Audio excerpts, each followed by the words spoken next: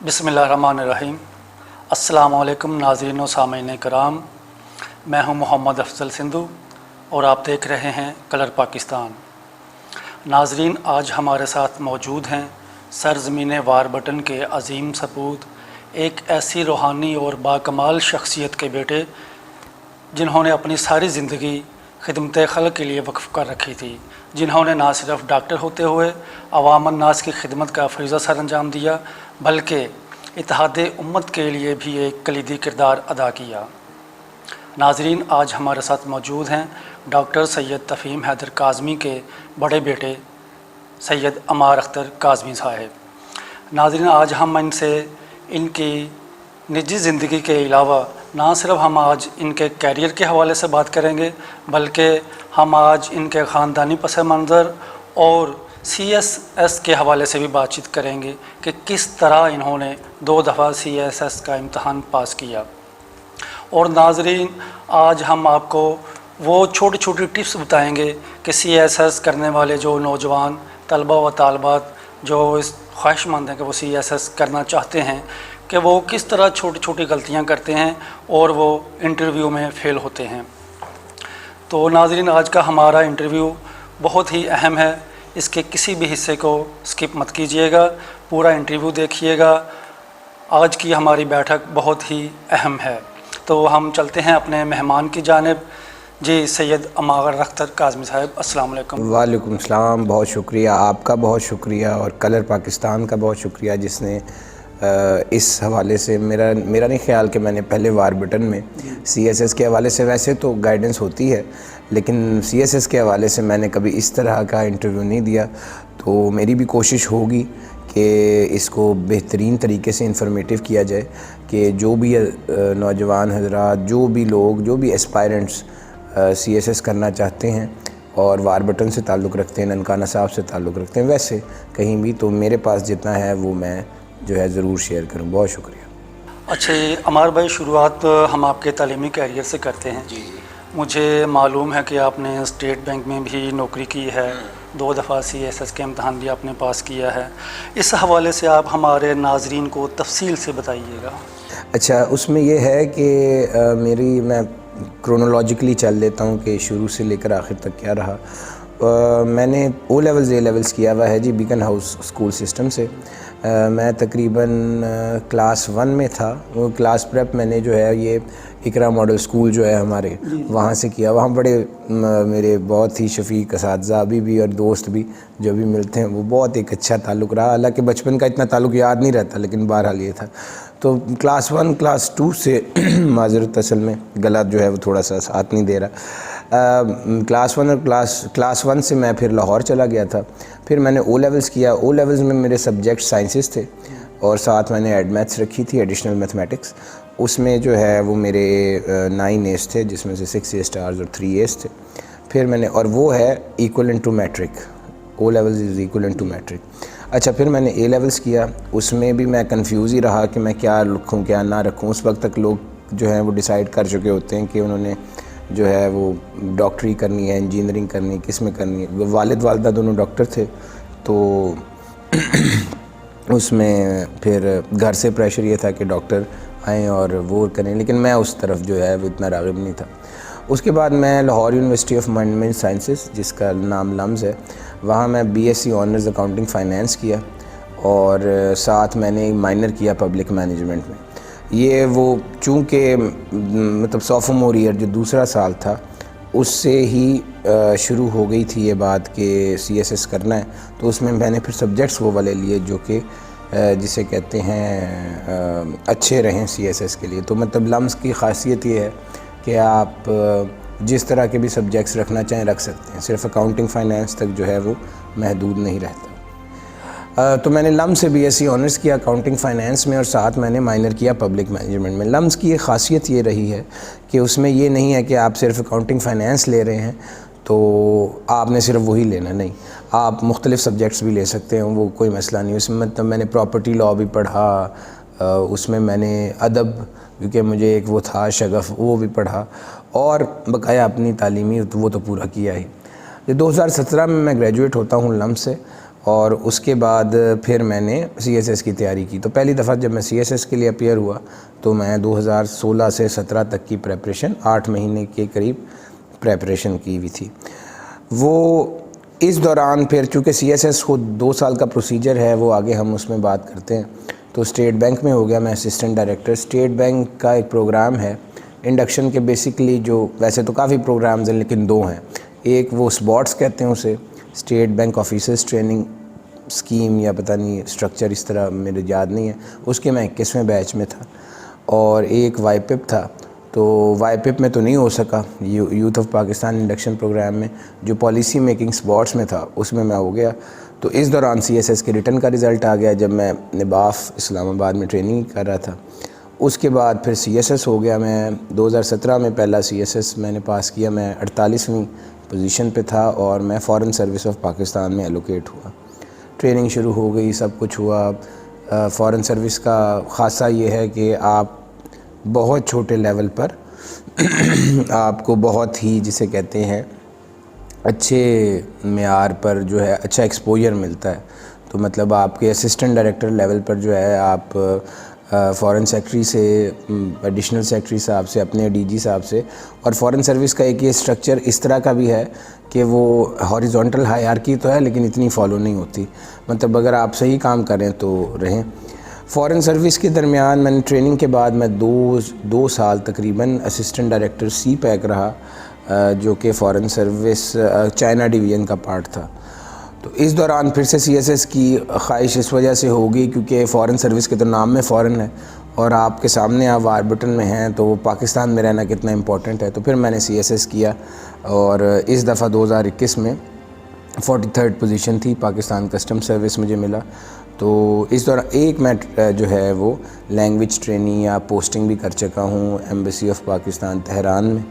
تو زبان فارسی سیکھی ہوئی ہے میں نے, اور اس میں پھر آف کورس وہ جو ڈپارٹمنٹل ڈیوٹیز ہیں وہ بھی کیں. تو ابھی کرنٹلی میں ACUT ہوں پاکستان کسٹمز اکیڈمی میں, اسے کیپ کہتے ہیں, کسٹم اکیڈمی آف پاکستان. اور آگے پھر انشاءاللہ تعالی جہاں خدا لے جائے.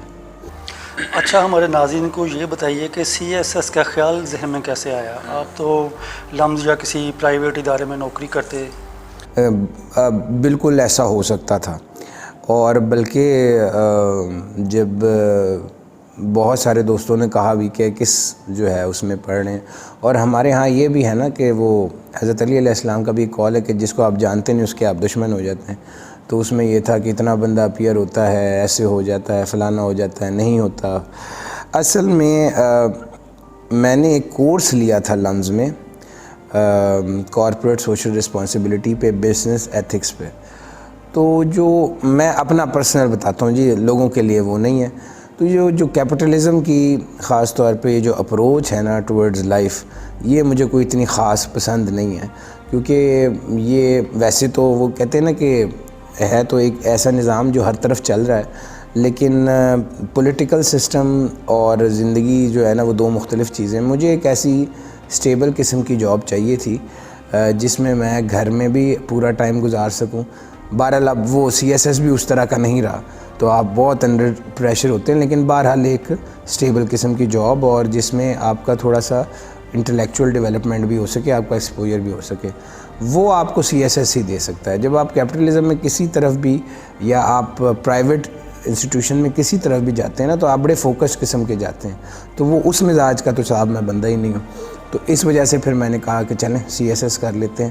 اور ایک وہ گاؤں کی وہ بھی اپروچ ہوتی ہے نا کہ والد کیونکہ میرے تایا نے بھی کیا تھا, وہ اس دور میں ایلوکیٹ ہوئے تھے, تو وہ ایک فیملی کا بھی چلا آ رہا تھا کہ کوئی بندہ تو کرے اگلی نسل میں.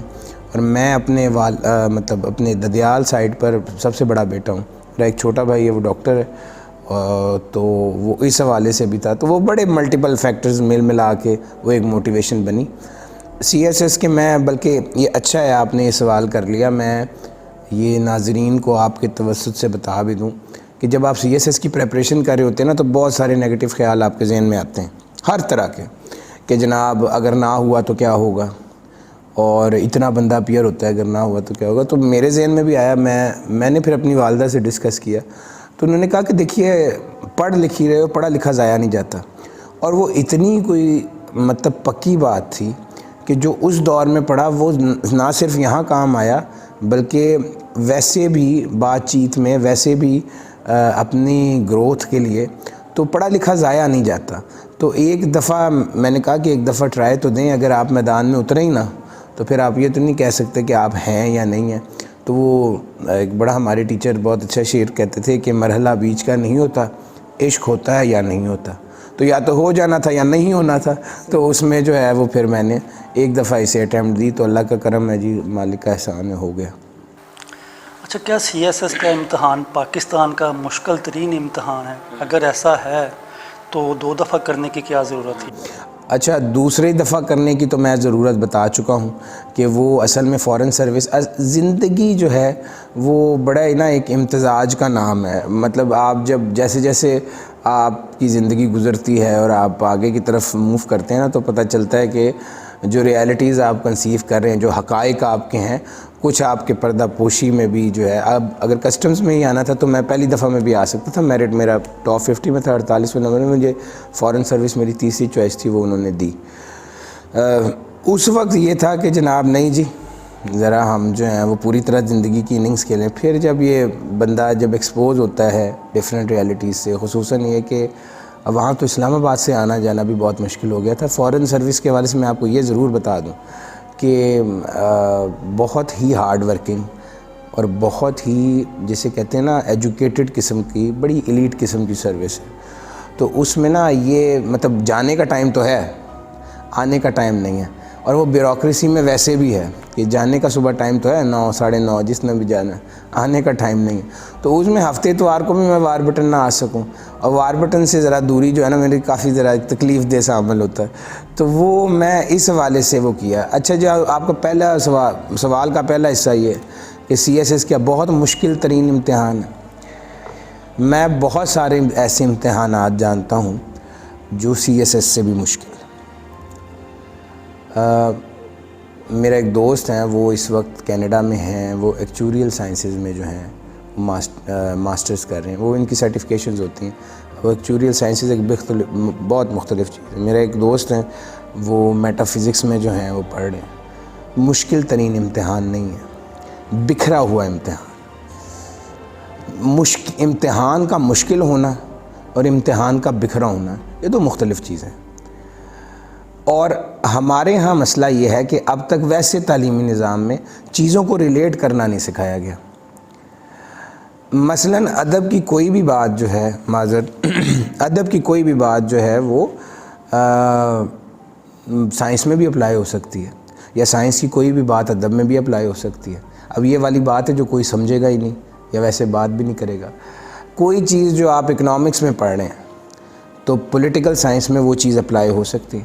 مثلاً میں آپ کو یہاں ایگزامپل دے دیتا ہوں. جب بھی ہم تھیریز کی بات کرتے ہیں تو کبھی کلاسیکل آئے گی، کلاسیکل کے بعد میں اپروچ ٹو کسی بھی چیز کو سمجھنے کی، وہ کلاسیکل اپروچ ہوگی.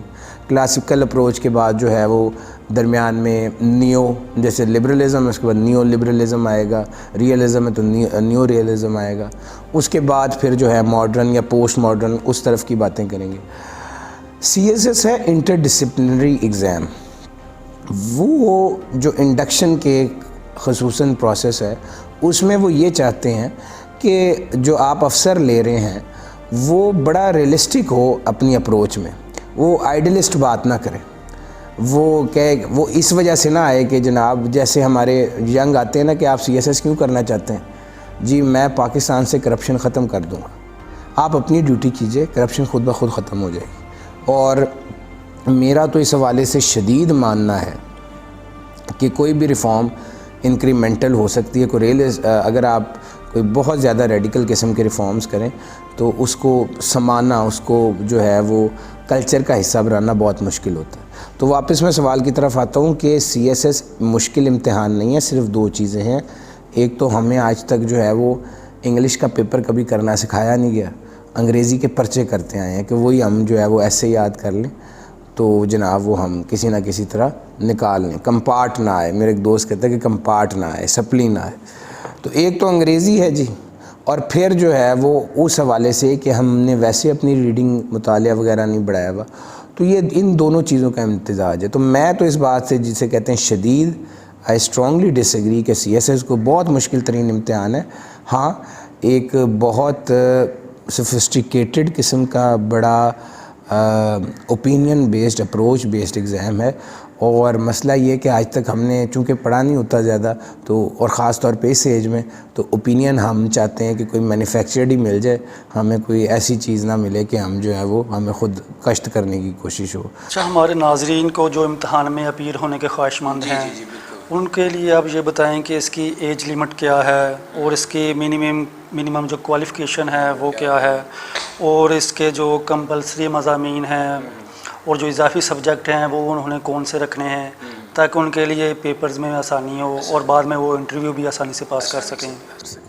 اس میں یہ ہے کہ ایج جو ہے وہ تو 30 ایئرز ہے، اور اگر آپ سرکار میں جو ہے وہ کام کر رہے ہیں، مثلا یہ کہ آپ سی ایس ایس کی خواہش مند ہیں اور آپ نے ابھی تک سی ایس ایس نہیں کیا لیکن آپ سرکاری ملازم ہیں، پکے سرکاری ملازم ہیں، تو 2 سال کی چھوٹ مل جاتی ہے، تو 32 سال تک جو ہے وہ کر سکتے ہیں سی ایس ایس.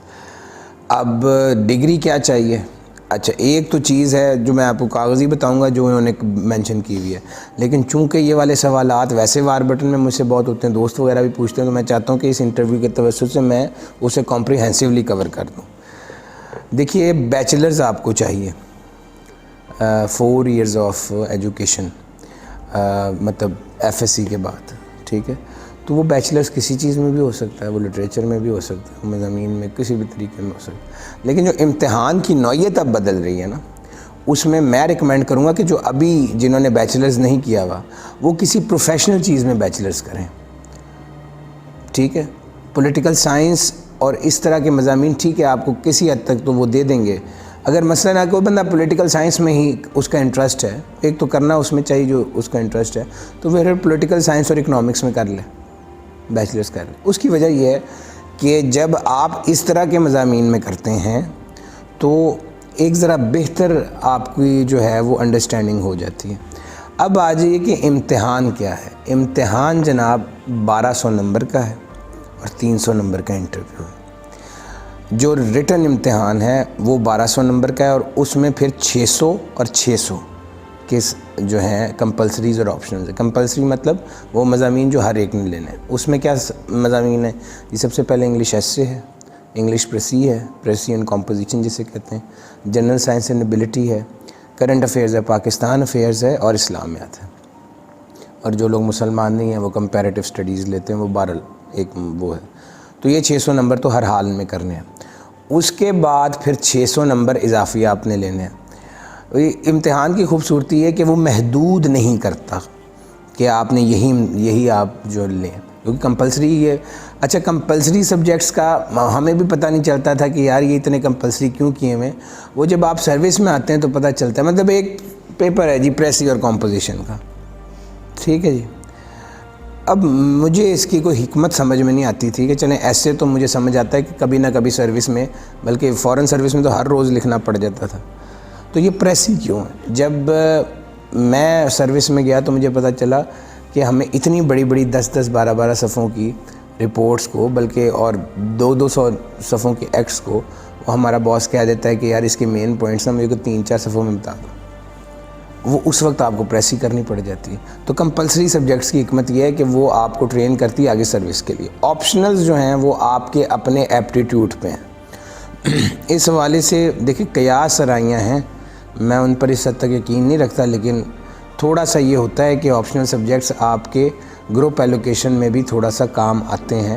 جب انٹرویو کا پینل آپ کو دیکھ رہا ہوتا ہے کہ اچھا اس نے یہ سبجیکٹس پڑھے ہوئے، تو جو 12 آکوپیشنل گروپس ہیں، 12 ڈپارٹمنٹس ہیں، ان میں سے کہاں یہ فٹ ہوگا. لیکن بہرحال یہ قیاس سرائیاں ہیں، وہ انسان کے اپنے، وہ کینڈیڈیٹ کے اپنے اوپر بھی جو ہوتا ہے وہ ڈپینڈنٹ ہوتا ہے کہ کینڈیڈیٹ کس حد تک کیا سوٹیبلٹی لگتی ہے، کس حد تک جو ہے وہ اس کا امتحان پاس ہوا اور کیا نمبر وہ لیتا ہے.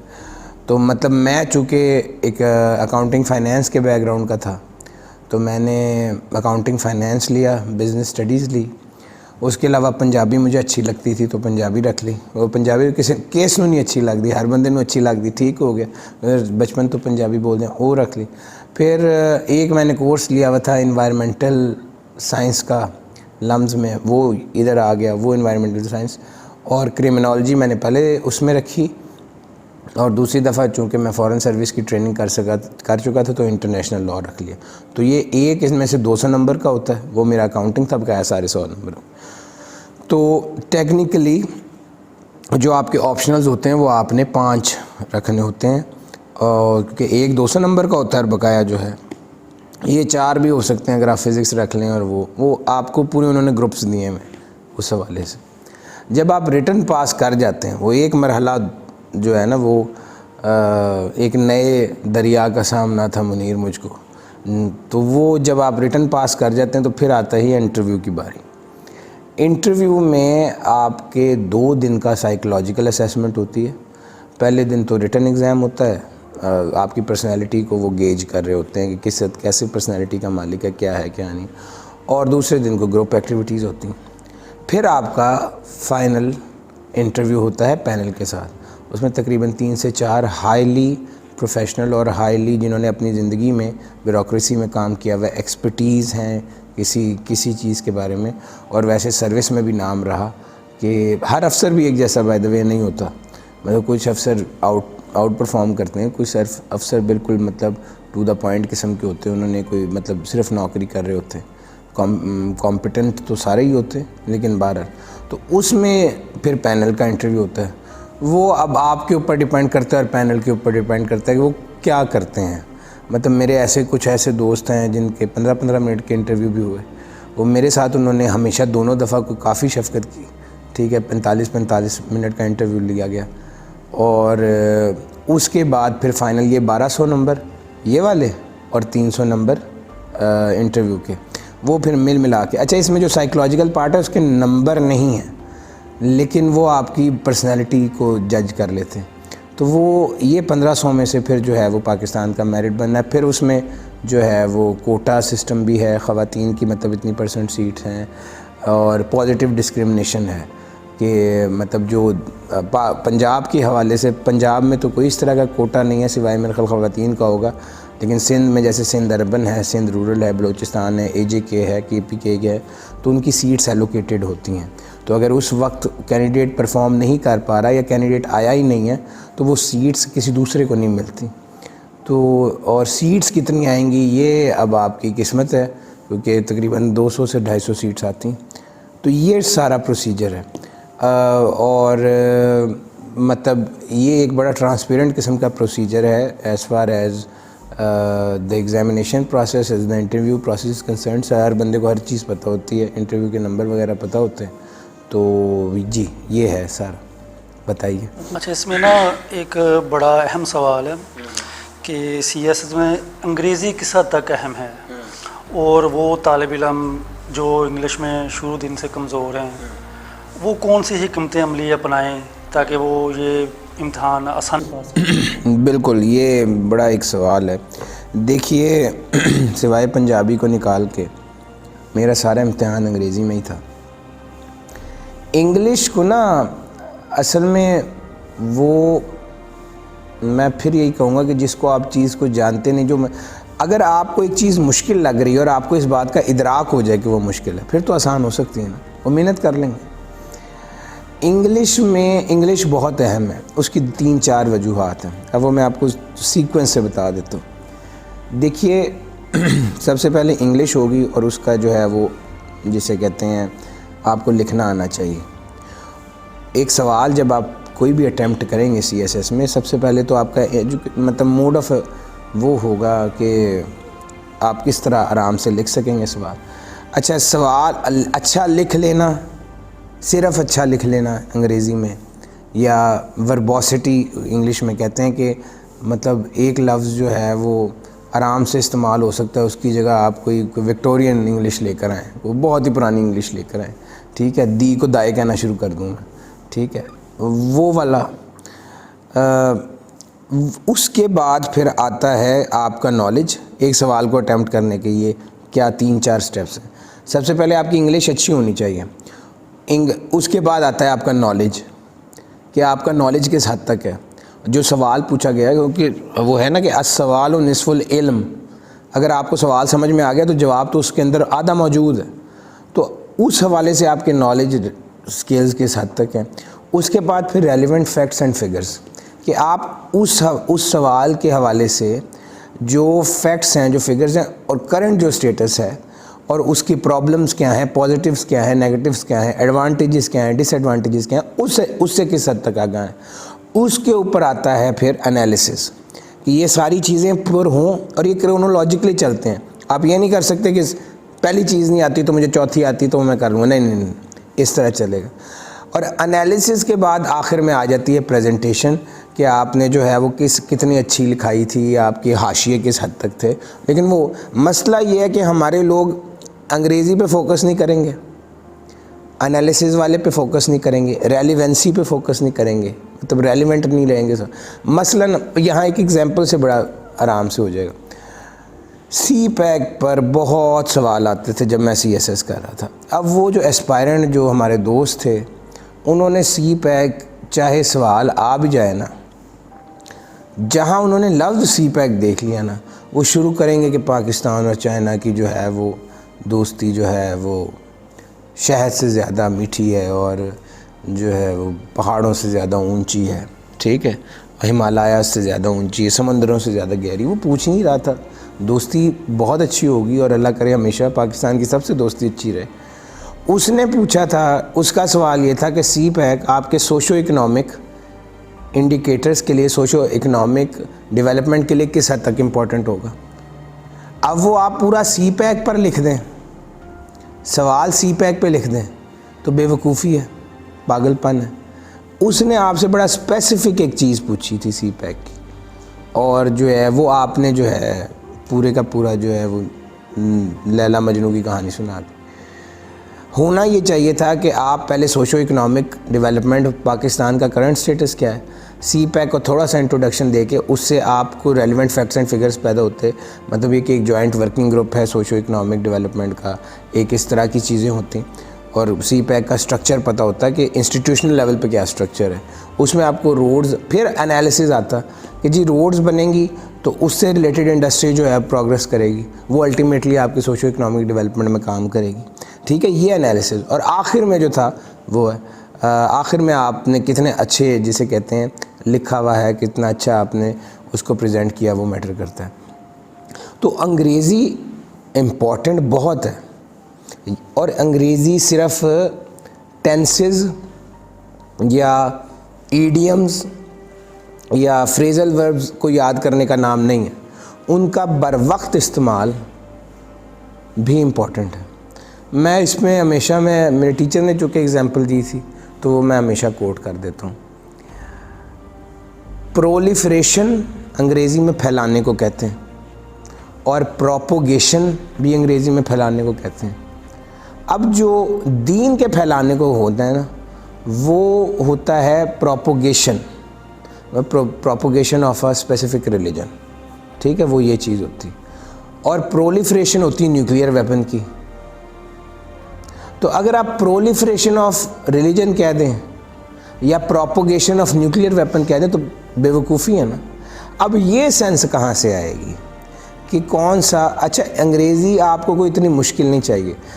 ڈان جو اخبار ہے اس کو اگر آپ صحیح طرح پڑھ سکتے ہیں, صحیح طرح جو ہے وہ اس حوالے سے کر سکتے ہیں, تو اور جو خاص طور پہ میں اوپینین اور ایڈیٹوریلز کا ایک پیج ہوتا ہے, تو اوپینینز جو ہیں وہ پیج کے بیسک حصے میں ہوتے ہیں, ایڈیٹوریلز نا سائڈ پر حاشیے میں لکھے ہوتے ہیں. تو کم از کم ایڈیٹوریل لیول کی اگر آپ کو انگریزی آ جائے اور اس حوالے سے آپ لکھنا شروع کر دینا تو بہترین ہے, اس سے زیادہ نہیں. اب آخری جو امپورٹنٹ حصہ ہے اس کی طرف آ جاتے ہیں کہ اب کریں کیا. دیکھیے کوئی بھی چیز نا ایک رات میں یا ایک مہینے میں یا 2 مہینوں میں نہیں آئے گی. پہلا جو سٹیپ ہے وہ یہ ہے کہ آپ پڑھنا شروع کریں, انگریزی کے حوالے سے پڑھیں, ڈان پڑھیے. اتنی مشکل کتابیں پڑھنے کی ضرورت نہیں, آسان کتابیں پڑھیے, انگلش میں ہی پڑھیں تاکہ آپ کی سینس بنے. مثلاً اس میں سے آپ کو کوئی چیز سمجھ میں نہیں آ رہی, انگریزی کا لفظ سمجھ میں نہیں آ رہا, ٹھیک ہے, اسے سائٹ پہ لکھ لیں, اس کے بعد میں چیک کر لیں کہ جناب اس کا مطلب کیا تھا. اب اچھی بات یہ ہوگی کہ تیسرے چوتھے دن وہ لفظ پھر ریپیٹ ہو جائے گا. جب وہ ریپیٹ ہوگا تب آپ کو پتہ ہونا چاہیے کہ جناب وہ آپ کو پتہ ہونا چاہیے کہ وہ لفظ کہاں استعمال ہوا تھا. میرے ذہن میں ایگزامپل آ گئی. مجھے ایک ورڈ جوکسٹا پوسٹنگ نہیں آتا تھا, ٹھیک ہے, اور اس کا مطلب ہوتا ہے کمپیریزن کرنا, دو پیرلل رکھنا جو ہے. تو یہ جب پہلی دفعہ میں نے وہ ڈان میں ہی پڑھا تو میں نے کہا یار یہ کیا مطلب, مجھے تو, اور تھوڑا سا جملہ تو سینس بنا رہا تھا لیکن وہ نہیں آیا. تو اللہ کا کرم یہ ہوا کہ وہ ایک دن پڑھ لیا تو تیسرے دن وہ ریپیٹ ہو گیا. تو مجھے پتا تھا کہ جناب اس کا مطلب یہ ہے. آرام سے انکریمنٹلی, پہلے اگر بالکل ہی انگریزی جو ہے وہ نہیں ہے تو سب سے پہلے بیسکس پر کام کر کے نا, ٹینسز وغیرہ پہ بیسکس جو ہیں اس پہ کر کے پھر پڑھنا شروع کریں. جب انسان پڑھنا شروع کرے گا اسے آٹومیٹکلی لکھنا بھی آ جائے گا, اسے جو ہے وہ آٹومیٹکلی اپنے چیزوں کو بیان کرنا بھی آ جائے گا. اور ڈان کی ایک اچھی بات یا کسی بھی اچھے اخبار کی یہ بات ہے کہ وہ جو ایڈیٹوریلز میں بھی نا آپ کو انفارمیشن بھی دے رہے ہوتے ہیں. میں نے 5 سٹیپس بتائے ہیں, تو انفارمیشن آپ کو اپڈیٹڈ دے رہے ہوتے ہیں, پھر اس پہ کسی حد تک جو ہے وہ اپنا اوپینین بھی دے رہے ہوتے ہیں, اور جو اچھے لکھے ہوئے وہ انالیسس بھی دے رہے ہوتے ہیں. تو آپ کی نہ صرف انگریزی امپروو ہو رہی ہوتی ہے, آپ کے پرسپیکٹیو بھی کسی حوالے سے ڈیولپ ہو رہا ہوتا ہے, جو کہ CSS میں بہرحال بہت امپورٹنٹ ہے. جی, پاکستان میں موجودہ معیشت کا برا حال ہے, امن و امان کی بھی صورتحال غیر تسلی بخش ہے. تو آپ کے خیال میں مستقبل قریب میں کیا امید لگائی جا سکتی ہے؟ دیکھیے مایوسی گناہ ہے اور ملک بڑی مشکل سے ملا, ٹھیک ہے, حالات خراب ہیں. وہ جو ہے نا کہ وہ پتہ نہیں, میں انور مسعود صاحب کو پڑھ رہا تھا یا کہیں اور میں نے پڑھا ہوا لکھا کہ یہ جو پاکستان بڑے نازک دور سے گزر رہا ہے, تو وہ نازک دور ختم ہو کے ہی نہیں دے رہا. کتنی دیر ہوگی, وہ نازکی چاہے جی, وہ میر کا کیا ہے کہ نازکی ان کے لب کی کیا کہیے, پنکھڑی ایک گلاب کی سی ہے, ٹھیک ہے. وہ نازک دور سے تو گزر رہا ہے. تو دیکھیے معیشت کا کوئی مسئلہ ہوگا, شاید اسٹیبلٹی کے ایشوز ہوں گے, لیکن اس حوالے سے پاکستان میں یہ سمجھتا ہوں کہ ہماری اکنامک اور پولیٹیکل جو پالیسیز ہیں اگر وہ الائن ہو جائے نا, اکنامک پالیسیز میں بھی 4 پالیسیز ہیں, مانیٹری, فسکل ہے, ٹھیک ہے, انڈسٹریل ہے, ایفیشنسی ہے. یہ الائن آپس میں ہو جائیں اور پولیٹیکل جو ہے پالیسی ان کے الائن ہو جائے, اور ہم تھوڑا سا لانگ ٹرم دیکھنا شروع کریں, تو پاکستان میں کوئی اتنا مسئلہ نہیں ہوگا. دیکھیے کووڈ کے دور کے بعد پوری دنیا پر ہی مہنگائی آئی ہے, صرف پاکستان اسپیسیفک فنامنا نہیں ہے. مسئلہ یہ ہوا ہے کہ وہاں پالیسی میکرز اس چیز کو چونکہ فورس ہی کر رہے تھے, دیکھ رہے تھے, تو پریپیئرڈ تھے.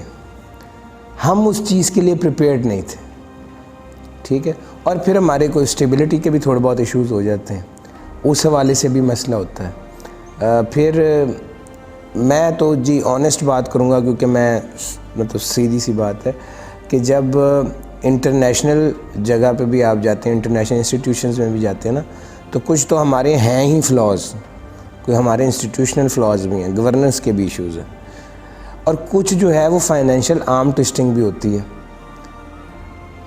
کوئی مختلف ممالک کی لابیز ہیں, وہ اب FATF نے پاکستان سے وہ چیزیں بھی منوائی ہیں, اور ہم نے کمپلائی کرنا ہی تھا. میں یہ نہیں کہہ رہا کہ ہمیں کمپلائنس نہیں کرنی چاہیے تھی, بہرحال کمپلائی کرنا تھا, کہ ان بہت سارے ملکوں نے ان چیزوں سے کمپلائی نہیں کیا ہوا, اس کے باوجود بھی وہ بلیک لسٹ نہیں ہوئے تھے. پاکستان کے ساتھ وہ خصوصی محبت تھی, ٹھیک ہے. تو وہ بھی ہے.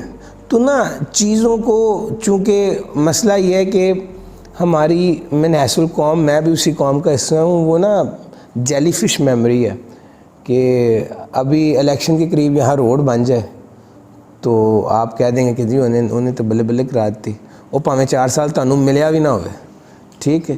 تو وہ یہ ہے کہ ابھی مشکل وقت ہیں, اس میں کوئی دوسری رائے نہیں ہے, مشکلات ہیں, لیکن میں تو نا امید, سیدھی سی بات نہیں ہوں, کیونکہ میں جانتا ہوں کہ جو ہے نا ملک اس سے بھی مشکل حالات سے بن کے نکل چکا ہے. تو انشاءاللہ تعالی اللہ خیر کرے, کوئی پرابلم نہیں. بہت شکریہ عمر بھائی. جناب میرا، اور میں اس حوالے سے آپ ضرور ایک بات کر دوں کہ یہ پہلا اس نوعیت کا انٹرویو ہے میرے خیال میں کیمرے کی طرف دیکھ لوں کلر پاکستان کے حوالے سے. بلکہ میں آپ کو یہ بتاتا چلوں کہ دیکھیے یہ پہلا اس نوعیت کا انٹرویو ہے کہ جب جو سوال پوچھنے والے بھی ہیں وہ بھی ریئلسٹکلی سوال پوچھ رہے ہیں، اور وہ بھی جو ہے ان چیزوں کو فوکس کر رہے ہیں جو لوگ عام طور پہ مجھ سے پوچھتے رہے. تو کلر پاکستان چونکہ افضل بھائی کا جو ہے وہ پہلے اسٹیچر جہان پاکستان کے حوالے سے تو مجھے پتہ تھا، اور جب میں اس دفعہ انہوں نے جو ہے وہ کانٹیکٹ کیا تو وہ مجھے اس حوالے سے تو پتہ تھا، لیکن اس طرح کے سوالات ہوں گے وہ مجھے بھی نہیں پتہ تھے، اور بڑے ریئلسٹک قسم کے سوالات ہوں گے اور بڑے انفارمیٹیو قسم کے سوالات ہوں گے. تو میں ضرور کہوں گا کہ کلر پاکستان جو انیشیٹو ہے اس کو ضرور لائک سبسکرائب، میرے خیال یوٹیوب چینل ہے، فیس بک پہ تو میں دیکھ رہا ہوں تو یوٹیوب پہ فیس بک پہ ضرور کرتے رہیے. اور اس حوالے سے افضل بھائی ان کیس کوئی اور بھی سوالات ہوں اور کچھ اور بھی اگر لوگ پوچھنا چاہیں CSS کے حوالے سے، ویسے کریئر کے حوالے سے، تو میں ہمیشہ حاضر ہوں. تو ضرور لائک کیجئے، سبسکرائب کیجئے، اور اللہ تعالیٰ آپ کا حامی و ناصر ہو. بہت شکریہ.